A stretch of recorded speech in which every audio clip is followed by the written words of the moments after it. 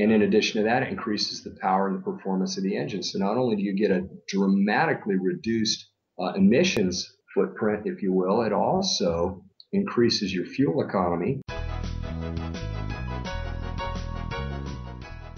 Welcome to Biz Stories Shared, where storytellers share their inspiration, motivation, some disappointments, and how they applied the lessons that led them to success. Stories are gifts.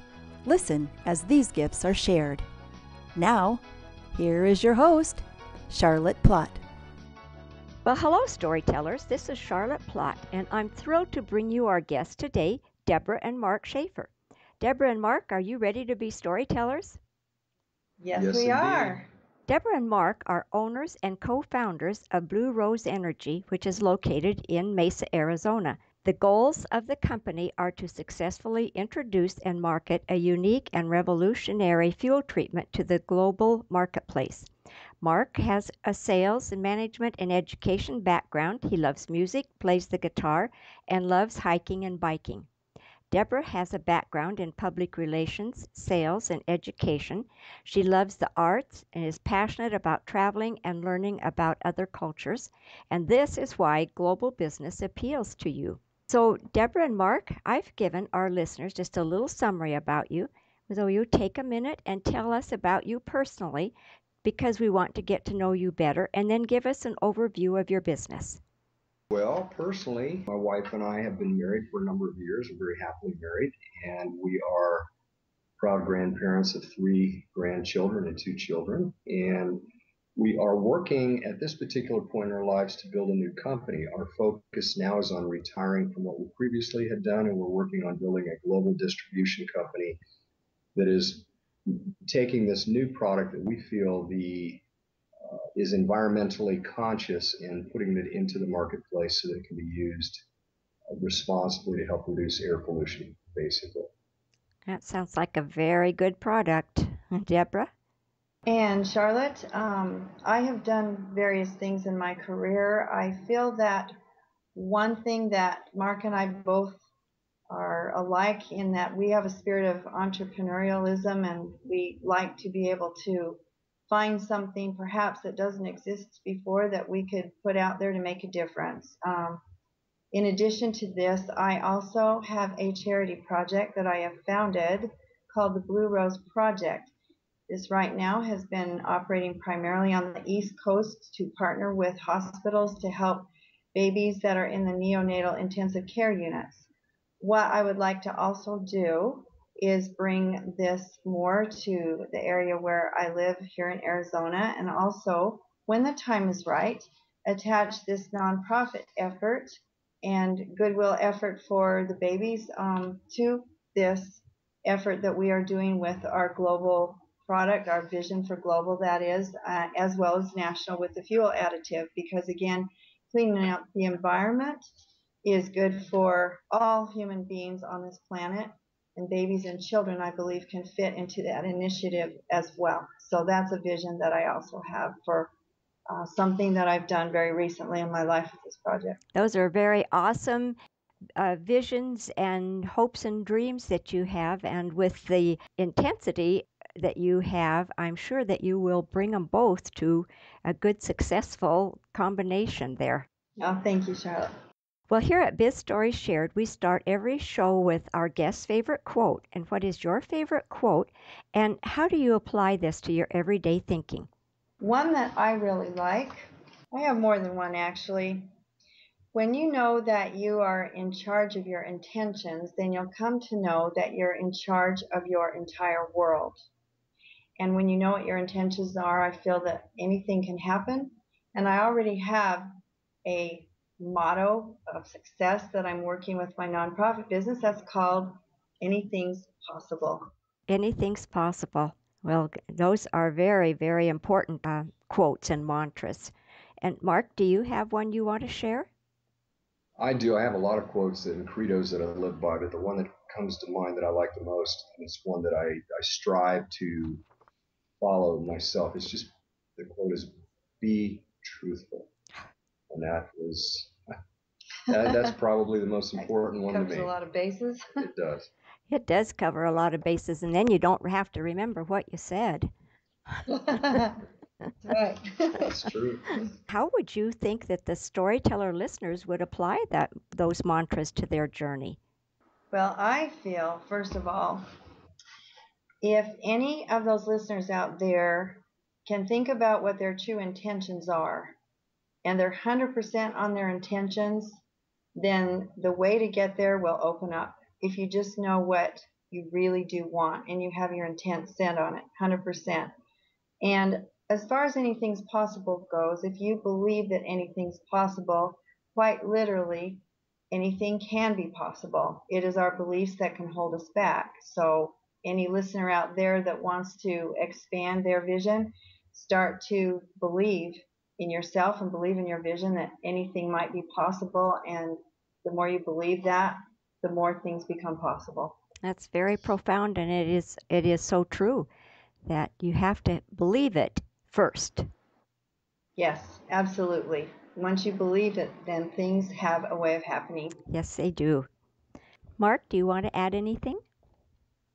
Well, I think with regard to my particular favorite quote, to be truthful, I think it applies to everything that I do in life. And I've just found that when I'm working with other people, either on a personal basis or perhaps in a business transaction, I'm relying on them to speak truthfully and to basically deal with me in a manner such that their word is their bond. And that's an important facet of doing business and communicating with people. Unfortunately, a lot of people have hidden agendas that we often find out about, much to our surprise and consternation. But I found that just by being upfront, truthful, stating the obvious, if you will, Yes. is the most beneficial and helpful to me when I go into any kind of business transaction or even communications with my grandchildren or my children. Just be upfront, say it the way it needs to be said, hopefully tactfully. Yes. That's best. Yeah, especially when dealing with family members, and and then and just being right up front about it and communicating what you mean to say and saying it concisely and then moving on. Debra and Mark, you've shared some of the different facets of your life being in business and teaching and helping, and along the way, you might have had some failures. So I would like for you to tell us one time that you just didn't get the results that you set out to achieve. So if you would tell us that story, and most importantly, the lessons that you learned. Well, thank you. I think actually the thing that comes to my mind is that years ago I was involved in the oil and gas industry, and I endeavored to work my way into a position where I could become a little bit more profitable at what I was doing. So I eventually started drilling oil wells for a living and was successful in owning a company in Southern California that did just that. We drilled some oil wells in the eastern part of Kansas, as a matter of fact. And as it turns out, we did quite well. We were very successful at it for a short period of time, but unbeknownst to me, I was not aware of the market trend as much as I should have been, and the entire market went sideways on us. The price of oil dropped dramatically in the early 80s, mid 80s actually, and I was pretty much forced out of the market along with Oh, no.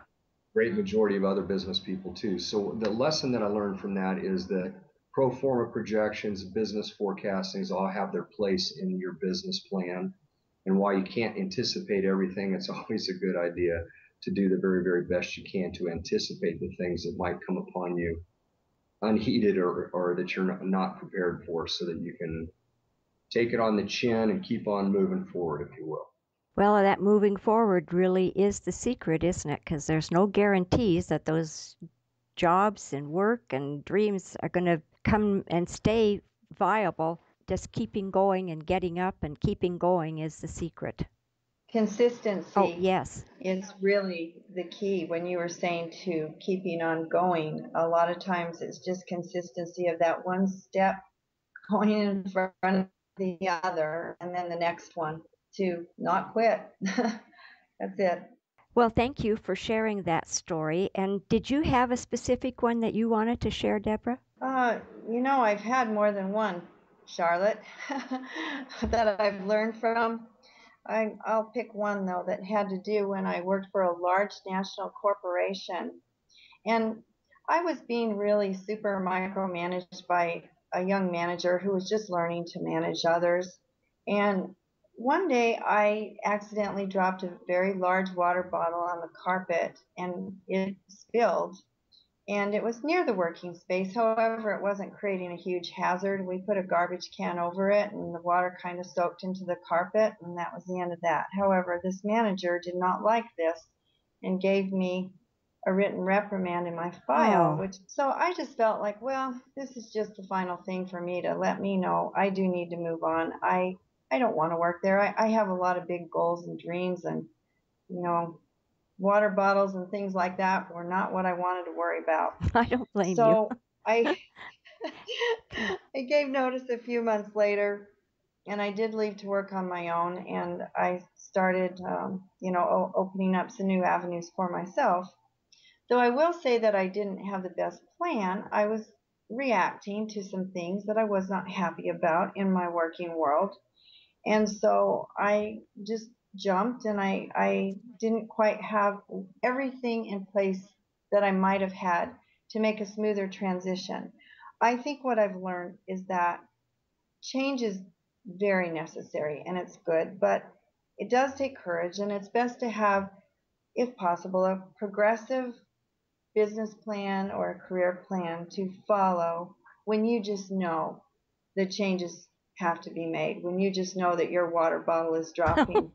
Hopefully, you've got something that you can fall back on. That made me very unhappy, you can tell. Well, those little things are so unimportant, and the fact that he reprimanded you for that is it speaks a lot about him. It just made me know what I needed to do. I needed to move on. So sometimes we have things like that that just let us know. And it's just good to have that plan A or maybe the plan B, maybe a couple of different plans in today's economy. Flexibility is really It important. is. Thank you for opening up and sharing that story. When we review every so often, it helps us to remember we did learn lessons, and those lessons help us to continue to grow.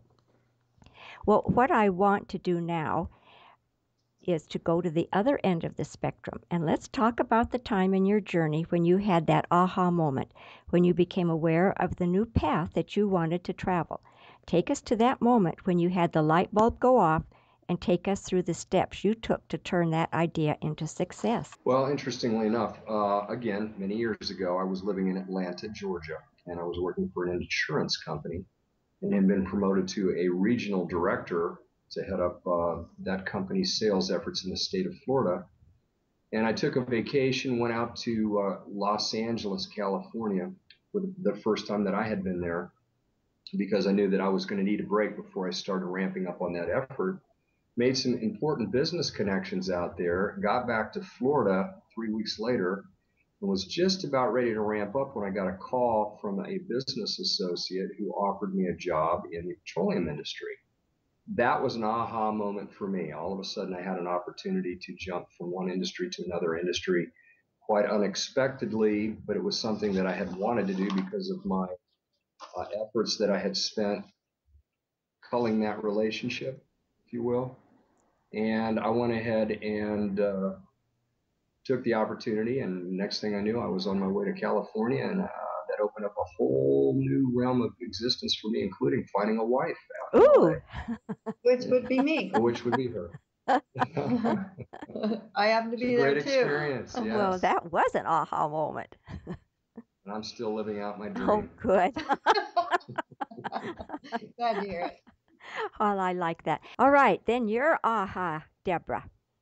Okay, well, what comes to mind is I was working for a small nonprofit agency in Orlando, Florida. I was doing public relations and event management for charity. We were on a shoestring budget, which I'd really never seen that before. Consequently, this led me to being able to do anything and everything, which means anything from emptying the garbage can to being a TV spokesperson for the charity event, managing scores of volunteers and bringing in sponsors from the business community and so on.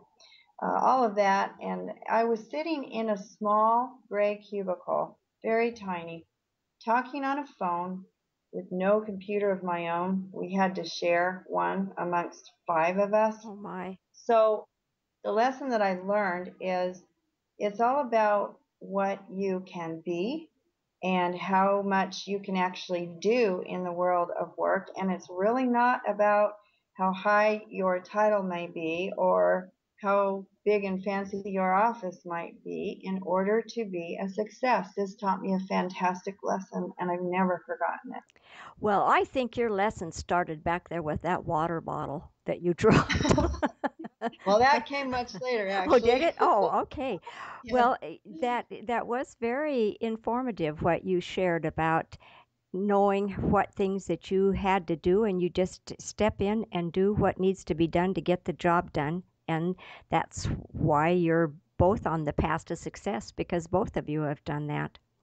And when we focus on the successes, then that helps us to persevere with all the challenges that we have. And we know the more we do, the better we get, don't we? Yes, that's Yes. absolutely right. Thank you for sharing all of those stories. And now I'm going to ask you to bring us to the present time and to share your proudest entrepreneurial moment. Well, for me, Charlotte, when I founded my unique charity initiative, which I called the Blue Rose Project, and successfully launched the platform, directed others to put on its first what we call the Blue Carpet Fashion Show. This event successfully raised revenue to benefit babies in the neonatal units of two large hospitals in two states, Wow. being Florida and Maryland. So the moments that it came out publicly, I did the PR for it and marketing and got it out there. It made it real when it became public record. And I was very proud, along with realizing that I had made an impact to raise revenue. And also I realized I'd made an impact with the women who were working alongside with me to make a difference. And it changed their lives in various ways as well. I was very proud of I that. don't blame you. And I neglected to ask you the name Blue Rose. Is there some significance with that name? Oh, yes, there is. The blue rose to me originally meant that anything was possible, and that it just means, for example, if you believe that roses can be blue, then you believe anything is possible. Your mindset. Well, it turns out that later, Charlotte, when I was being interviewed by a reporter in Maryland, and she asked me about the blue rose, and she did some research on it, which I never did. I just loved blue and loved roses, and I wished that roses could be blue. Well, she found out that the blue rose does indeed have a meaning of anything being possible. Really? It really does. And of course, it strings out into kind of a paragraph that she told me, and she actually quoted it in the news article as well about the meaning of blue rose. So it's interesting that that feeling was in my heart, and I do happen to love blue, and I put the two together, and it meant anything's possible to me. So blue rose definitely has a great significance, and I have also found out from branding the blue rose it has been very popular in its feeling, in its meaning, in the continuity of what you can do visually with the blue rose. For example, the fashion show, there's many shades of blue, and we have the women coming out in many different colors of blue, and there's just so many things that seem to have roses on them. And as the more you get to looking, you wouldn't believe how many blue rose things there are out there. So it's a very strong theme, thematic and branding that comes across visually as well, which I'm very happy about. It just turns out I love the color blue, and it's part of my personality, I suppose. And so I just put it all together, Charlotte, and put it into this project, and it came out a big blue A rose. big blue rose. Well, that's a wonderful story to hear about how you brought those two loves together and really did make significant branding with it. Good for you. You followed your heart with that. Well, one day too, I believe a blue rose could be developed. It would be a great, great selling item to have an original rose come out blue without being dyed. would be a big seller. That would be. And you would be the first customer, huh? Yes, I put a patent on it with the inventor. Well, thank you for sharing that story. Sure. Well, now your expertise and dedication certainly does help people, and we like to hear the stories like yours. So, would you tell us one thing that is really exciting you in your business right now? Yeah, actually, the thing that really is exciting us right now is this new fuel additive that we have. It's called Burn Pure, and it is something that is very revolutionary. There's a lot of additive products that are out on the market. In fact, thousands of them, it seems, although that's probably a little high. They each have their own ability to do things from all the way from increasing efficiency of your fuel to coating your engine, lubricating it, so on and so forth. Our particular product is it was formulated specifically to reduce emissions, Mm, which other products do as well. But this particular product is unusual because it reduces emissions down to practically zero. wow. So it is very unusual in that regard. And then, interestingly enough, promotes a more complete combustion, hence less particulates thrust out into the atmosphere. And in addition to that, it increases the power and the performance of the engine. So not only do you get a dramatically reduced emissions footprint, if you will, it also increases your fuel economy so that you get better gas mileage, you Uh-huh. get more a smoother engine ride, and so on and so forth. So it has all these amazing side benefits when in fact it was is specifically formulated to reduce emissions. So we're very, very excited about it because in the process of marketing it, it has business applications. There are independent truckers and trucking companies, for example, that are using it because they have seen dramatic improvements in their vehicle's performance, which translates into a cost savings for them over and above the cost of the product itself, all the while cleaning the atmosphere by reducing particulates and emissions from their vehicles. So it just has a tremendous upside potential to it. We're very excited about it. We just need to get the message into the Right. marketplace. Well, it does sound like it will be something that's so important for the atmosphere and also for people's pocketbooks. Absolutely. Yes, yes, Well, yes. great. Well, Deborah and Mark, what is the best business advice that you have ever received? Well, mine is when you're working together to put together any kind of a deal, a program, a platform of some kind, to be sure that everybody gets a piece of the pie for themselves, which in other words is called the win-win. Oh, yes. You need to have this situation in order for the business plan to work. I learned that as well from a gentleman who helped open up Walt Disney World in Florida, and he was my PR vice president, and he mentored us, and I got that advice from him, which I really respected. Well, that was very good advice. And I found it to be very true as I've gone along as well. To have everybody be satisfied and happy as much as possible so they all have a stake in what's going on. That it does just make sense. If they're happy, that they're going to work better and help you achieve your goals. What is the vision of the future of your business? Well, the vision of our business is to build a distribution company that basically takes environmentally friendly products and services and introduces them into the marketplace so that we can increase the viability of businesses, small businesses in particular, by hopefully hiring employees, generating distribution channels that get this product into the hands of consumers and companies that can use it. Again, the chief goal is towards reducing pollution and doing an environmental cleanup of the air. Oh, that sounds significant, that's for sure. Can you share one of your personal habits that you strongly believe contributes to your success? Yes, I can add a couple of things on that one that I believe in. The actions responsible for, I believe, our success, Mark and I, we're a work in progress, first of all. We believe that we always need to evolve, first of all. Then, having said that, we have an excellent product. So, it's something good that you have, first of all, that gets you going in the right direction because you've got something wonderful to offer. Right.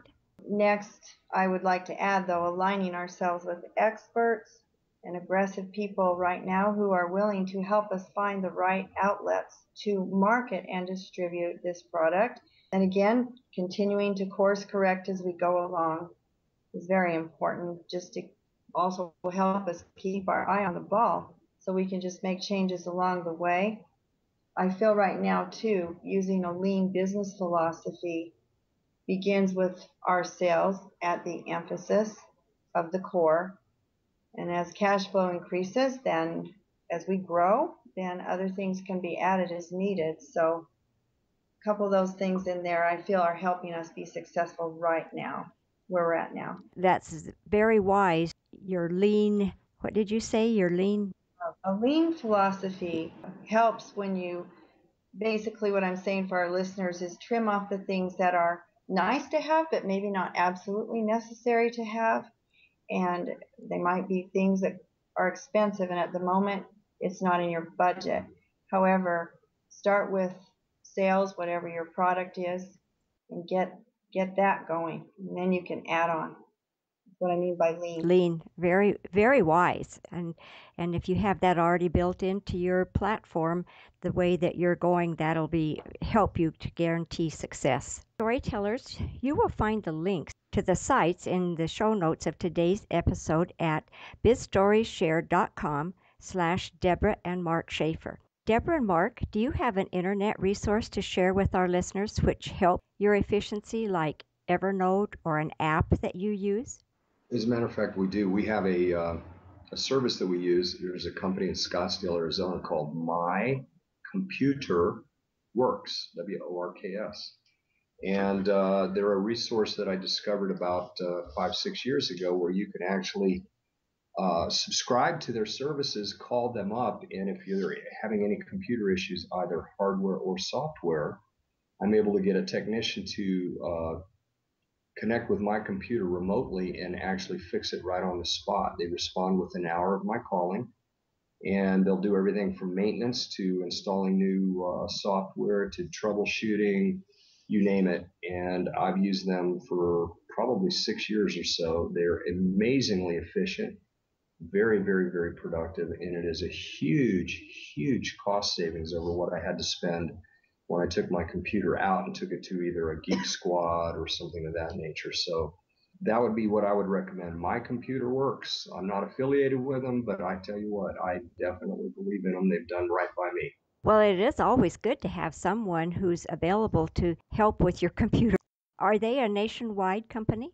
I believe they do. I believe they do work wherever you can get a phone Yeah. connection if you have a computer. Great. Well, that was a good referral then. Then now would you describe for us who a perfect referral is for your business? Those people that the listeners know who would benefit from doing business with you. Thank you. We are interested in trying to get our product particularly in the hands of a small business owner. It could be a large business as well. But anybody who has either a fleet of vehicles that they use, either trucks, large or small, that are actually concerned with cost savings, and perhaps they're under some sort of guidelines that they're forced to follow concerning emission standards and mandates, which are currently in place in 32 states, as well as the federal mandates. The Clean Air Act often dictates what a lot of business owners have to comply with. And these are people that are cost conscious, concerned with their bottom line, and they're interested in also, in addition to saving the environment, more importantly, reducing their costs, thereby increasing their own profits. And this product has the potential to do that very effectively. What we're interested in doing is just simply getting people to give us a call so that we can let them try it. Yes. Let them try it. And as I recall, you have different sizes people can try. We do. We have a sample size that is 4 ounces. 1 ounce treats 25 gallons, so a 4-ounce bottle will treat 100 gallons of either gas or diesel. Oh, It doesn't matter. It mixes instantaneously and it disperses very, very readily so that they get benefits of use of the product almost instantly. It happens within a matter of minutes. And, it's just a matter of contacting us to see what we can do about making sure that they can get a sample. well, great. And you will tell us at the end of the show how they can contact you to get that sample. Absolutely. All right. Well, if you could recommend just one book to our listeners, what would it be? I would recommend a book called The Greatest Salesman in the World by Og Mandino. Yes. It is a book that I have read numerous times, actually. It talks about how we should treat one another, not only in business, but in life in general. And it's based around selling, of course, but it's also based around just simply the golden rule, do unto others. That golden rule. Thank you for referring that book. It is a good one. And I will put that on the show notes also. Debra and Mark, I have truly enjoyed listening to your journey and the stories that you've shared. Will you please share one more time how we can get in touch with you and any other resources that you want us to have? And then we'll say goodbye. Absolutely. Yes. They can contact us via our website. Website would be www.burnpurefuel.com. BURNPUREFUEL. .com. And then the phone number would be 480-678-0297. Debra and Mark, thank you for being so generous with your time, expertise, and experiences. Okay, listeners, you can find the links to this resource and everything that we've been chatting about today by going to bizstorieshared.com. Debra and Mark Shaffer. Thank you so much to both of you for being on our podcast and for sharing your dreams and your aspirations, and we wish you the best of luck. Thank you, Charlotte. Thanks, Charlotte. Thank you. Give the storyteller some love. Go to bizstorieshared.com, click on the iTunes button, and give a 5-star review. Thanks.